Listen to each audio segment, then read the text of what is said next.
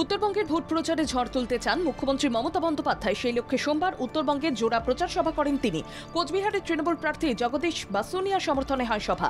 অপর একটি সভা হয় আলিপুরদুয়ারের তৃণমূল প্রার্থী প্রকাশচিক বড়াইকে সমর্থনে। সোমবার হলদিয়ায় অভিষেক বন্দ্যোপাধ্যায় জেলা নেতৃত্বের সঙ্গে বৈঠক করেন অভিষেক। লোকসভা ভোটের প্রস্তুতি নিয়ে হয় বৈঠক। শেষ মুহূর্তের ভোট প্রচারে প্রশাসনিক স্তরে চলছে প্রস্তুতি। সপ্তাহের প্রথম দিন বর্ধমান দুর্গাপুরের লোকসভা কেন্দ্রের তৃণমূল প্রার্থী কীর্তি 25 এবং 26 নম্বর ওয়ার্ডে প্রচার চালান। সোমবার তিনি দুর্গাপুর মহকুমা হাসপাতালের সামনে বজরংবলীর মন্দিরে পুজো দিয়ে প্রচার শুরু করেন। প্রার্থীর সঙ্গে ছিলেন রাজ্যের গ্রাম উন্নয়ন এবং পঞ্চায়েত মন্ত্রী প্রদীপ মজুমদার, দুর্গাপুর পুরসভার প্রশাসক মণ্ডলীর সদস্য দীপঙ্কর লাহা সহ তৃণমূল কর্মীবৃন্দ। কমিশনের সতর্ক করাই সার। দিলীপ রয়েছেন দিলীপেই আবারও মুখ্যমন্ত্রীকে নিশানা করে তোপ দাগলেন দিলীপ। ওদের লোক জড়ো করতে গেলে নাচতে হচ্ছে। তৃণমূলকে কটাক্ষ দিলীপের। বেআইনি নির্মাণ প্রমাণিত হলে 10 বছরের সশ্রম কারাদণ্ড করা আইনের খসড়া তৈরি পুরসভার। গত এক সপ্তাহ ধরে মেয়র ও কলকাতা পুরসভার বিভিন্ন বিভাগের শীর্ষ আধিকারিকেরা বৈঠক করে কড়া আইনের খসড়াটি তৈরি করেছেন। বাংলা নববর্ষে ইস্ট ওয়েস্ট মেট্রো যাত্রীদের জন্য সুখবর। সোমবার অর্থাৎ 2রা বৈশাখ থেকে এই রুটে চলবে বাড়তি মেট্রো, যার জন্য সময়সূচিও বদলে যাচ্ছে। যদিও সকাল ও রাতে শুরু এবং শেষ মেট্রোর সময় একই থাকবে। নতুন সূচি অনুযায়ী শিয়ালদহ থেকে সল্টলেকের দিকে প্রথম মেট্রো ছাড়বে সকাল 6টা 55 আর উল্টো দিকে অর্থাৎ সল্টলেক সেক্টর 5 থেকে শিয়ালদহগামী প্রথম মেট্রো পাওয়া যাবে সকাল 7টা 5।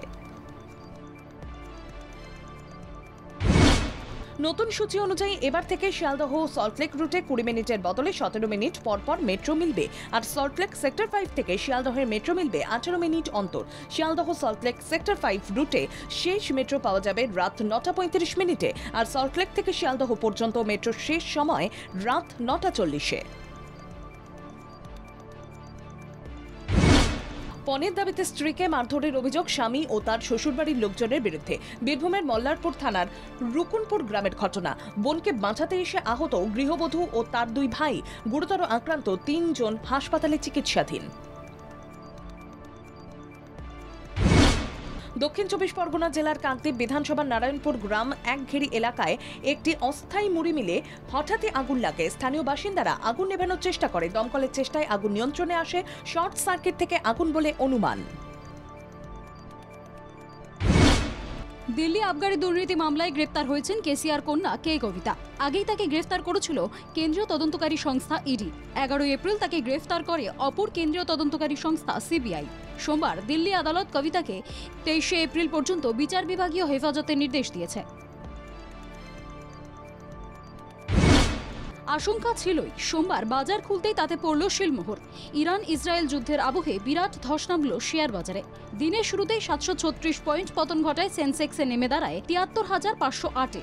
অন্যদিকে 22,285-তে পৌঁছে গিয়েছে নিফটি। অনির্দিষ্টকালের জন্য বন্ধ দিল্লি তেল আভিভ উড়ান পরিষেবা। বন্ধ করল এয়ার ইন্ডিয়া। ইসরায়েল ইরানের লাগাতার মিসাইল হামলাই তার মূল কারণ। রবিবার থেকে বন্ধ হয় দিল্লি থেকে তেল আভিভ পর্যন্ত উড়ান চলাচল। উত্তরপ্রদেশের মুজাফফরনগরে এক নির্মীয়মান বহুতল ভেঙে কমপক্ষে 2 জনের মৃত্যু ঘটল। গুরুতর আহত আরও অনেকে। যখন দুর্ঘটনাটি ঘটে তখন ওই বহুতলের মধ্যে কাজ করছিলেন কয়েকজন জনশ্রমিক। ধ্বংসস্তূপের তলায় চাপা পড়েই মৃত্যু হয়েছে শ্রমিকের। অমরনাথ যাত্রীদের জন্য বড় খবর। 29 জুন থেকে শুরু হওয়ার কথা অমরনাথ যাত্রা, যা চলবে আগামী 19 আগস্ট পর্যন্ত। লোকসভা নির্বাচনের কারণে চলতি বছর অমরনাথ যাত্রার দিন 2 মাস থেকে কমিয়ে করা হয়েছে 45 দিন।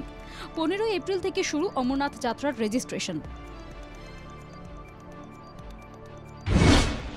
আগামী 17 এপ্রিল রামনবমী। এই রামনবমীতেই বিশেষ রেকর্ড গড়তে চলেছে রাম মন্দির। অযোধ্যায় খুলে গিয়েছে রাম মন্দিরের দরজা।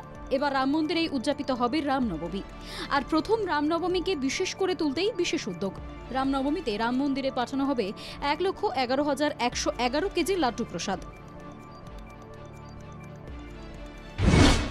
নববর্ষে প্রকাশ পেল রাজ চক্রবর্তীর বাবলির টিজার। বুদ্ধদেব গুহর জনপ্রিয় উপন্যাস বাবলি অবলম্বনে আসছে পরিচালক রাজ চক্রবর্তীর নতুন ছবি বাবলি। এই ছবির হাত ধরেই প্রথমবার জুটি বাঁধতে চলেছে আবির ও শুভশ্রী। অভিনেতা রাজকুমার রাও এতদিন তার অভিনয়ের জন্য পরিচিত ছিলেন, আর এবার তাকে নিয়ে নতুন আলোচনা। মুখের আদল পাল্টে দিয়েই চর্চার কেন্দ্রবিন্দু তিনি। সম্প্রতি ঘোষণা করেছেন তার নতুন ছবির। অন্ধ উদ্যোগপতি শ্রীকান্তের ভূমিকায় দেখা যাবে তাকে। হার্দিক বড্ড বেশি হাসছে, দেখাতে চাইছে ও খুব খুশি। মুম্বাই ইন্ডিয়ান্সের অধিনায়ককে এভাবেই তোপ দাগলেন কেভিন পিটারসন। তার কথায় 5 ঘন্টা আগের পরিকল্পনা অনুযায়ী দলকে পরিচালনা করেছেন হার্দিক। দরকার হলে প্ল্যান বিতে যেতে পারছেন না। মাঠের বাইরে হৃদয় জিততে নিলেন নাইটদের মালিক। কেকেআর ধোনিতে মাতিয়ে রাখলেন গোটা ইডেনকে। আর ম্যাচের পর বাজিগারকে দেখা গেল নিচে পড়ে থাকা নাইটদের পতাকা কুড়োতে। সেই ভিডিও দ্রুত ভাইরাল হয়ে যায় সোশ্যাল মিডিয়ায়।